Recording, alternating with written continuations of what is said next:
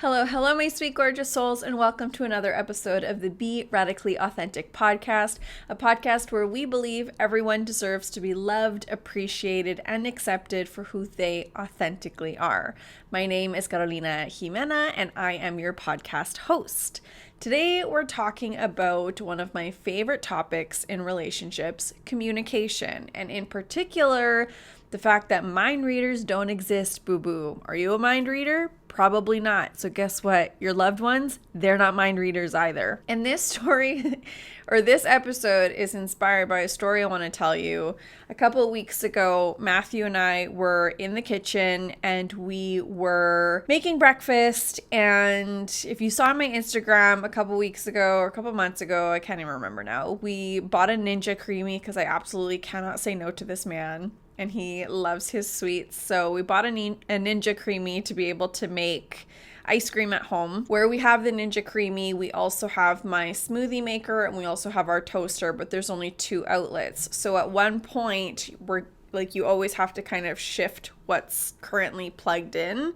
And Matthew makes ice cream every single night in this Ninja Creamy, so very much worth our investment. But he makes ice cream in the Ninja Creamy every single night. And I make toast in the morning for my breakfast sandwich every single morning. And we just, for whatever reason, always keep my smoothie one plugged in because I guess that one's on the bottom. So it's just easiest to unplug the top one. One morning we're in the kitchen together and I put my bread in the toaster. And I don't know about you guys, but our toaster, when it's not plugged in and you try to push it down, it just springs back up at you as like a fuck you. I have no energy plugged into me. So like, get your life together. This isn't gonna fucking work unless you plug me in. So it like bounced back and I don't have a poker face at all. And so I did this thing where I just kind of like, I like took a step back and I like put my hands into fists because I talk myself in these moments. I talk to myself in my brain and I'm like, okay, don't freak out. Don't freak out. It's not a big deal. It's not that deep. And Matthew turns to me and he goes, what? And I'm like, nothing. And he's like, that clearly triggered you. So can you just tell me what it is? And it was such a powerful moment because we have cultivated a relationship where open communication is at the forefront of everything that we do, which we're going to talk about in the episode. And B, it gave me a moment to be like, okay, how am I going to show up for myself and how am I going to show up for my relationship in this moment? I could have easily just said nothing, it's fine, and continued to have been triggered, but it gave me a moment of reflection and being like, maybe he just doesn't realize that this is fucking annoying. And you might be listening to it being like, what's annoying, Carolina? Like, you haven't even said it yet. And this is the thing. I don't want to jump ahead into the episode. I'll just finish the story. But like, people can't read your fucking mind. Okay? People cannot read your goddamn mind. And so you have to articulate and communicate your wants, your thoughts, things that are bothering you, all of that. You have to communicate it. So I like took a step back and I like did my thing. Matthew noticed that I was triggered. And I was like, it really bothers me when you forget to re-plug in the toaster. And again, this is like, why is it more important for the toaster to be plugged in? Like, why is my appliance more important to be plugged in? And I just said, it's really annoying when I go to toast my toast and it's not plugged in. And not from an action that I chose either. Like, it's from your action is now hindering my action. But if I, again, take a step back, he could feel the same way every single evening when he has to plug in the Ninja Creamy. But in my head, I was like, this is so obvious. Like, this is so obvious. Why wouldn't you think this would be annoying and frustrating to me? Why wouldn't you think this would be like the triggering thing for me? But again, we take for granted our thoughts.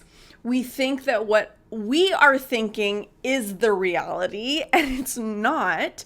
And we think that just because we think something, everybody else must also think that as well. I can almost guarantee never once did Matthew even recognize or had a remote idea that that is something that could have bothered me or would have been annoying. To him, it's just, we're switching the appliance. We're switching what's plugged in. I'm going to switch it out. You switch it out. But this had been building up over weeks of getting the matcha creamy. And every morning I had this stupid toaster bounce back in my face because it wasn't plugged in. I was getting more annoyed and more annoyed and more annoyed. And I wasn't articulating that. I wasn't communicating that. I wasn't saying, hey, this is fucking annoying to me in the morning. Which also didn't give me the opportunity and the moment to reflect on why is this annoying and is it even that important? Is it even worth putting so much energy in being annoyed? Whereas now, in hindsight, I'm like, it's really not. Like, it's not that big of a deal. Now, if I just expect that the toaster is going to be plugged in, I'm just going to make sure that it's plugged in. And I remember turning around to put something back in the fridge and being like, this is going to be an awesome podcast episode, because the fact is, we might think something might be super obvious. Like, why wouldn't you do that for me? Like, why wouldn't you alleviate that trigger? Why wouldn't you alleviate that frustration or that obstacle or whatever? But the fact is, the other person just might not think about it the same way that you do. And they're never going to unless you actually communicate how you feel about something. So that's what I want to talk about in this week's episode. A common misconception we have in our relationships is this expectation that our loved ones should simply intuitively know what we need, what we're feeling, what thoughts we're having, what's bothering us, without any fucking effort from our part in communicating those thoughts, feelings, frustrations, annoyances, triggers, etc. Which is so unfair. I've worked with clients in the past who have just been like, well, I want a partner who just knows what I need. Do you know what you need? I know a lot of the time I don't know what I fucking want unless I start communicating it and I start thinking out loud, whether to myself or with another person. If you don't even know what you want, you are setting your loved one up for failure to try to figure out what it is that you want. And I really blame like mainstream media and romance novels and romance movies and rom-coms of these guys doing these big sweeping romantic gestures and just knowing the right thing to say and the right thing to do and all of these things, when that's not actually reality. The reality of relationships is that they take work. The reality of relationships is that nobody is a mind reader. And the reality of relationships is that you have to communicate what you want, what you're thinking, what values you have, what frustrations you have, what problems you have with your loved ones in order to come to an agreement and in order to be able to understand one another. The biggest detriment you can do to your relationships is to be like, well, they should just know. They should just know what I need. They should just do the thing without me having to ask, without me having to put the effort in communicating. So what effort are you putting in then when you're expecting all this effort from them? What are you bringing to the table? What are you bringing to the relationship? What effort are you putting forward? I heard something, I can't remember if it was a podcast or a book, or I consume a lot of content. I should probably reflect on that a little bit. I consume a lot of content. But it was something along the lines of the best relationships aren't 50-50 relationships. They're 60-40 relationships in which both people are trying to give 60%, because then you end up with 120% in your relationship. And obviously those numbers shift sometimes. Sometimes it's 80-20, sometimes it's 90-10, sometimes it's 0 and 100. That's just the reality of life. Sometimes we don't have as much energy as we would like to give, and it is so beautiful to be able to rely on your partner to support you and be there for you and pick up the slack. But guess what? It goes both ways. Relationships are two-way streets. If you are a succubus and you just keep taking and taking and taking and taking, you're never going to have authentic relationships around you. You're never going to have worthwhile relationships around you, because you're just going to bleed everyone around you dry. Beautiful, worthwhile, aligned, life-giving relationships don't happen magically because people just intuitively know what the other wants and everything just works out so beautifully. Real, authentic, soul enlightening relationships happen through those hard conversations, through radical authenticity, radical honesty, where you put, I'm gonna get emotional. It's been a hot minute since I've gotten emotional over a topic that I'm so passionate about.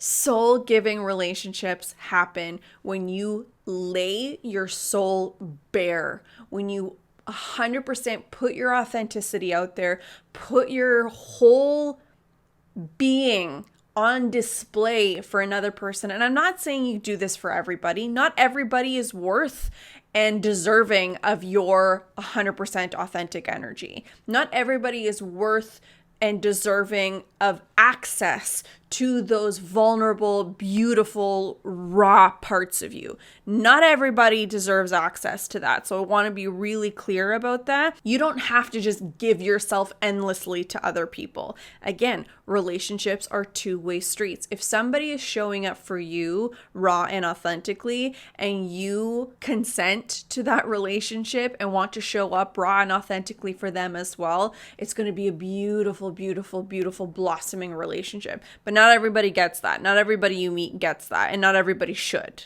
But that is the power of open communication. I've told you the story about Matthews and my second date, where we were sitting in his silver Dodge Camaro. I don't know cars. Charger. No, it was a Charger. I'm reading a book with a Camaro in it. We were sitting in his Dodge Charger, literally with two palms open, being like, okay, we could either go upstairs and have sex and I will lose complete interest in you, or we can say goodnight now and continue to see where this goes. That was radical honesty there. That was my radical authenticity there. I completely laid my honest truth out to him. And I was like, these are the two options. I'm fine with either of them, but here is a potential result of either of them. Again, he's not a mind reader. I could have easily just taken him upstairs and gypped myself out of this beautiful life we have created with one another if I wasn't honest about the fact that at that point in my life, intimacy was something that I really struggled with. I have gone to therapy. We are thriving now, which is great. But at that point in my life, intimacy was something that I really struggled with. And I knew that the next relationship I got into, I wanted it to be authentic. I wanted it to be the one. I wanted it to be everything that I wanted, everything that I was looking for. And I knew, and I learned this in therapy through communicating with my therapist, I knew that the only way I was going to get that was if I showed up as my authentic self, what I authentically wanted, what I authentically expected, what my values were, what my morals were, what my expectations were, and I laid it out on the table there. And then the other person has the choice to either accept it or not. And if they don't accept it, that doesn't mean that there's something wrong with my wants and my desires and my expectations and my boundaries and my authenticity. It just means that it's not in alignment with them, with their wants, their desires, their boundaries, their authenticity. And that's okay. The whole fucking point about being an authentic soul is to align with the other authentic souls that are actually a match for you, so that we don't feel like there's something wrong with us, so that we don't feel like we're unworthy, so that we don't feel like we are a burden to people. Because when you show up authentically and you magnetize the people that are an authentic match and an aligned match to that energy, you are never going to feel like a burden. You are never going to feel like you are too much or too sensitive or too outspoken or too high maintenance or too emotional or too loving or too caring or anything that anybody has ever fucking made you feel out there. That is not going to happen when you show up as your authentic self and you communicate your authenticity to other people.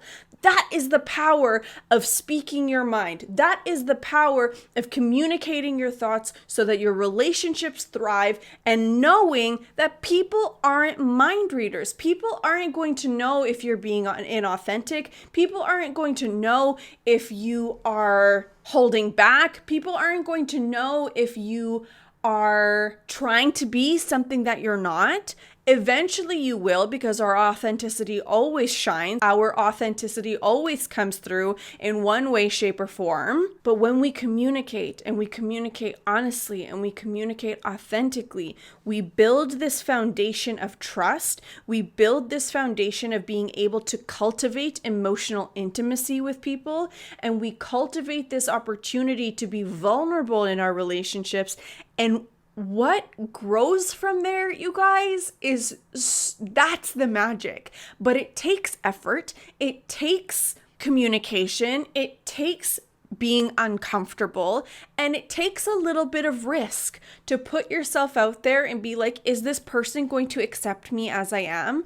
Or is it not in alignment and I'm going to feel a little temporary moment of rejection, but then trust in the fact that rejection doesn't mean a bad thing. It just means that wasn't in alignment, and I'm going to be grateful for that rejection because it is now opening space for something more aligned to come my way, instead of me constantly chasing that rejection and trying to not be rejected and blocking myself from something that could be even more beautiful down the road. And this is why I always say communication is at the root of everything.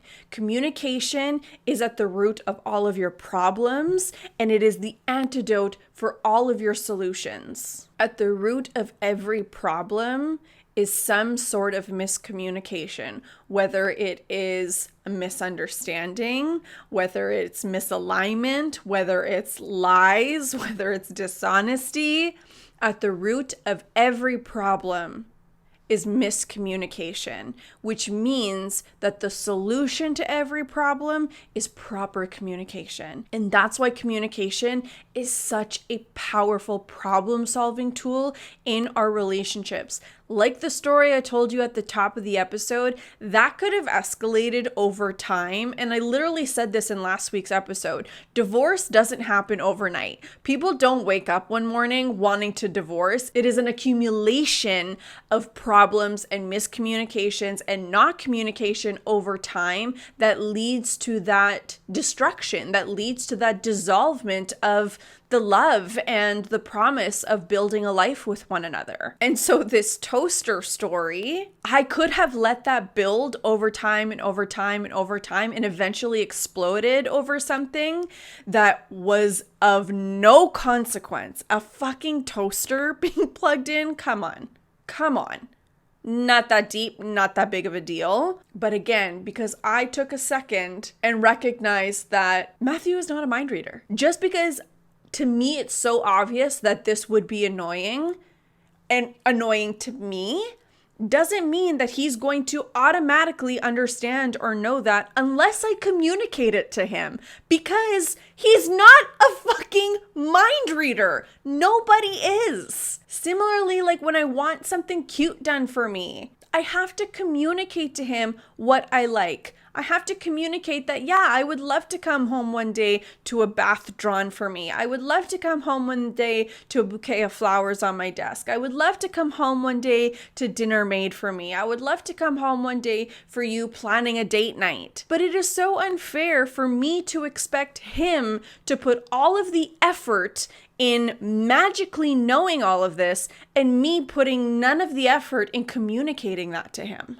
So for your authenticity challenge this week, I want you to choose one important conversation that you've been putting off, and I want you to initiate it with genuine honesty and vulnerability and authenticity, and choose something where you feel like it's so obvious to you, but give them grace that they are not a mind reader. Give them grace that they might just not know. And it is your challenge this week to communicate that to them. Our cards for this week, we actually have 2 of them, and I'm using a new deck. or not a new deck, but a different deck than I normally do. I was shuffling the regular deck that I normally use, and it was like, my intuition was like, use the get out of your way deck. It's actually called the Divine Energy Oracle, but the subtitle is a 63 card deck to get out of your own way. And so while I was shuffling this deck, I had 2 cards kind of stand out to me, so I pulled 2 cards for this week.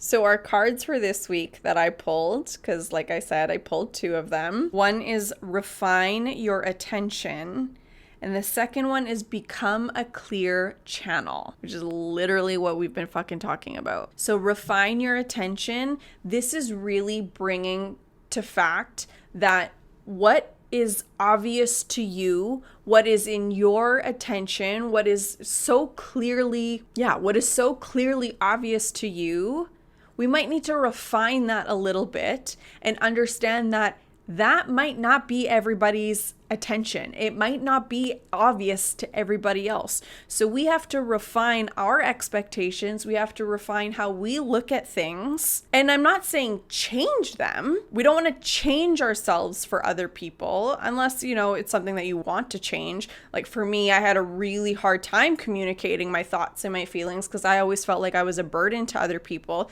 That's something that I had to change. But we're not changing things so other people accept us. That's not what I'm talking about here, but we want to shift, we want to refine that expectation that other people should just know what it is that we pay attention to, what it is that we think and feel and whatnot, and we want to communicate that. And the second one is very clear to me: become a clear channel, communicate. Clearly articulate what it is you think, what it is you feel, what it is you need, what it is you want, what it is that's bothering you, because mind readers don't exist. Your weekly affirmation for this week: it is safe for me to express myself. I understand that a lot of what holds us back sometimes, and a lot of where the expectation that other people should be mind readers comes from, is that we are afraid of expressing our needs. We are afraid of expressing our wants.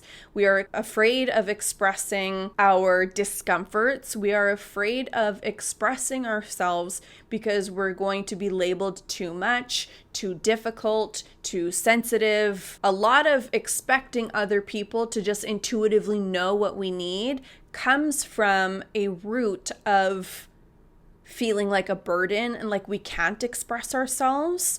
So the weekly affirmation I have for you this week is that it is safe for me to express myself. And remember, boo-boos, to say it out loud. Your voice has so much power. It has so much power. And when you speak things into existence, you change the energy and the particles and the mood around you. You change the physical manifestation of your environment and the energy around you. And so when you use your power to change that energy, the universe wants to show up for you and match that energy. If this is something that you struggle with, if communicating your thoughts, if setting boundaries, if expressing yourself authentically, if knowing what you want is something that you struggle with, I would love to start a conversation with you about potentially working together in one of my one-on-one mentorship spots. I have 2 different options so we can find what works best for you that will suit your needs. If that's something that you're interested in, please either send me an email or send me a DM on Instagram. My handle is @AuthenticSoulsClub. Reach out to me. Let's have that conversation. Literally zero pressure. I was thinking about this on my walk this morning with Bailey about how people I've worked with in the past have always used these like money obstacle or money block conversations in order to get me to invest with them. And the investment ended up not working out because I wasn't actually energetically ready to make that investment. I was convinced to make that investment. And that is not something I ever want to do to anybody in this community. I don't want to convince you to work with me. I want to be there as an option for if and when you are energetically and financially ready to invest in yourself. yourself and invest in working with me, because that is where we're going to actually get the biggest and best results, is when you're energetically ready for it. Not because I have skillfully, tactfully sold you something and convinced you to purchase and to invest in something. So this conversation is truly zero pressure. Let's just see what it is you need and how I can best support you. If that is something that you're interested in, again, send me a message on Instagram. Let's have that conversation. I like to send voice notes, so that's why I'm choosing Instagram and I'm not doing like a form thing or whatever. There is a form in the show notes below if that's something that you are more comfortable doing and filling out a form, and then I can reach out to you. Either option works for me. Okay, my sweet souls, that's all I have for you this week. Whew, what an episode. I get a little fiery sometimes, but that's okay. Just something that I'm really, really passionate about. I want you to have what I have right now. I look around at my life and I look around at the relationship that I have and the friendships that I have, and the fact that at one point I considered myself a lone wolf who was just like not destined to have friends and to just be alone for my entire life, to now where like I want to do something and I struggle to figure out which friend group to ask to do that with me, because I have so many different groups of friends that genuinely love me for who I am. And I want this life in your own version for everybody. I want every beautiful soul that listens to this podcast and that could potentially listen to this podcast and be a part of this community. I want everyone to feel that way. So as always, if you have liked this episode, if this episode resonated with you, if you got something out of this episode and you think one of your loved ones could benefit from it, please send this episode to them directly. It is the best way to help this podcast grow. Make sure that you rate, review, and subscribe to the show. Again, with the algorithm gods and the technology things, that helps this show so much, gets this message out there to help more and more authentic souls feel less and less alone, which is all I want in this world. I love you so much. I will talk to you next week. Stay radically authentic.